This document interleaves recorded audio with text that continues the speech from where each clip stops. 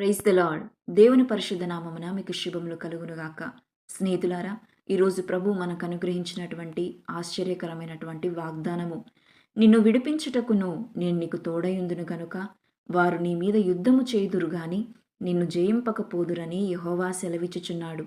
ఇర్మియా గ్రంథము 15వ అధ్యాయము 20వ వచనం.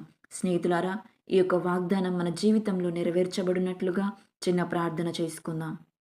సర్వశక్తిమంతుడైన యేసయ్య, మీకు మా హృదయపూర్వకమైన కృతజ్ఞతాస్తుతులు చెల్లిస్తున్నాను.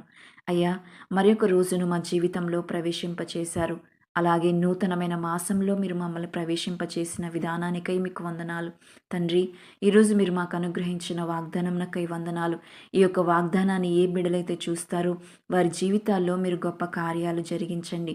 వారి పక్షమున మీరు నిలవబడి యుద్ధము జరిగించి వారి భయములన్నిటినీ తొలగించుమని యేసు నామములో అడిగి వేడుకొనుచున్నాం తండ్రి.